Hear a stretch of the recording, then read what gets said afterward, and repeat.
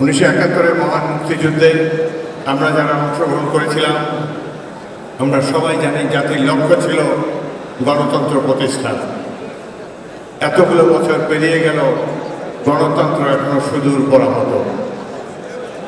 বিগত 17 বছর মাফিয়া সরকারের যে দুঃশাসনের ফলে প্রত্যেকটি প্রতিষ্ঠান ধ্বংস হয়েছে, দেশের মরাল ফ্যাব্রিক ধ্বংস হয়েছে। অনেক ত্যাগ তিতিক্ষার পরে মাফিয়া সরকারকে অপসারণ করতে আমরা সক্ষম হয়েছি। কিছুদিন আগে বর্তমান অন্তর্বর্তীকালীন সরকার ঘোষণা দিয়েছে ফেব্রুয়ারি মাসের প্রথমার্ধে নির্বাচন অনুষ্ঠিত হতে যাচ্ছে। গত 17 বছর এই দেশে মানুষ ভোট দিতে পারে নাই। অধীর আগ্রহে তারা অপেক্ষা করে আছে কবে ব্যালট বক্সের নাগাল পাবে, কবে তারা তাদের কাঙ্ক্ষিত ব্যক্তিকে সমর্থন যোগাতে পারবে।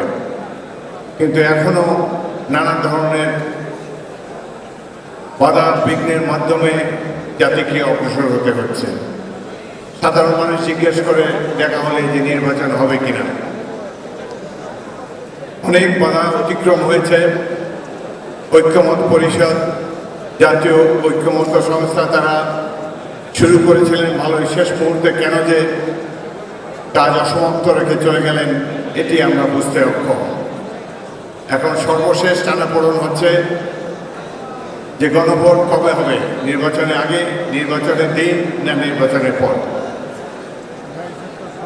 এখানে যারা অনেকেরই স্মরণে আছে পাকিস্তানের সামরিক শাসক জেনারেল জিয়াউল হক পাকিস্তানে একটি গণভোটের আয়োজন করেছিলেন। সেই গণভোটের প্রতিপাদ্য বিষয় ছিল জনগণকে বিবেচনা করতে বলা হয়েছে ইসলাম ধর্মের মূলনীতির প্রতি আপনার সমর্থন আছে।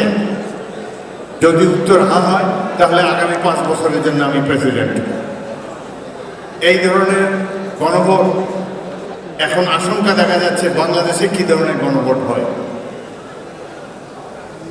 48টি সংবিধান সংশোধনের প্রপোজাল এই দেশে সাধারণ মানুষ কিভাবে ডিসাইড করবে ভোট কেন্দ্রে, তার কোনো সুস্পষ্ট রূপরেখা এখনো আমরা পাইনি। এখানে অধিকাংশ রাজনৈতিক দল এবং আমাদের দল বিএনপি জাতীয় জুলাই সনদ স্বাক্ষর করেছে, এটিকে বাস্তবায়নের জন্য আমরা প্রতিজ্ঞাবদ্ধ।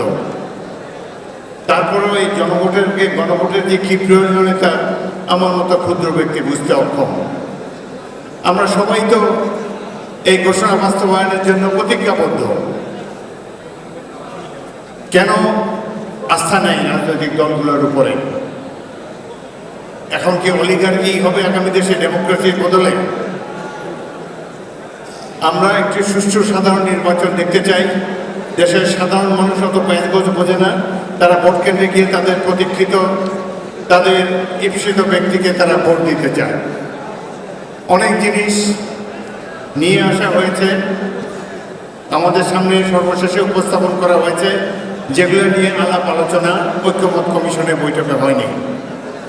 একটি রাজনৈতিক দল, আরও কয়েকটি রাজনৈতিক দল উচ্চকক্ষে তারা প্রপোর্শনাল রিপ্রেজেন্টেশন চায়। এখন দেখা যাচ্ছে একটি রাজনৈতিক দল উচ্চকক্ষ নিম্নকক্ষ উভয় ক্ষেত্রেই পিআর সিস্টেম চায়। এইভাবে নির্বাচনকে কেন বাধাগ্রস্ত করার চেষ্টা হচ্ছে এটি আমরা বুঝতে অক্ষম। যাই হোক, আমাদের মহাসচিব অন্যান্য নেতৃবৃন্দ বলবেন, আজকের এই দিনে আমার মনে হয় যে আমাদের সবাইকে গণতন্ত্রের প্রতি আরও আস্থাশীল হতে হবে। ফেব্রুয়ারিতে যখন নির্বাচন হবে, যারা জনগণের নির্বাচিত প্রতিনিধি হবেন তাদের উপরে আস্থা রাখা প্রয়োজন। তাদেরকে আগে থেকে তাদের উপরে কোনো কিছু চাপিয়ে দেওয়ার কোনো প্রয়োজন নাই। জাতীয় সংসদে যারা নির্বাচিত হয়ে আসবেন তারাই এই দেশের জনগণের প্রতিনিধি, তাদের উপরে আস্থা রাখা উচিত সবাই। আরেকটি কথা হলো, ভারতে বসে মাফিয়া নেত্রী নির্বাচন বাধাগ্রস্ত করার জন্য অনেক সন্ত্রাসী কার্যক্রম আগামী দিনে পরিচালনা করবেন। নানান ধরনের আহ্বান জানানো হবে। এদের কোনো দেশ নেই, দেশপ্রেম নেই। এরা ক্ষমতা, মানি লন্ডারিং গুম খুন ছাড়া আর কোনো কিছুই বোঝে না। তো আজকে এই দিনে এখানে সকল রাজনৈতিক দলের প্রতিনিধিরা উপস্থিত। আশা করি আমরা সবাই ঐক্যবদ্ধভাবে এই মাফিয়া নেত্রী আওয়ামী লীগের দুঃশাসনকে আগামী দিনে প্রতিরোধ করার জন্য ঐক্যবদ্ধভাবে রাজপথে সংগ্রাম করব।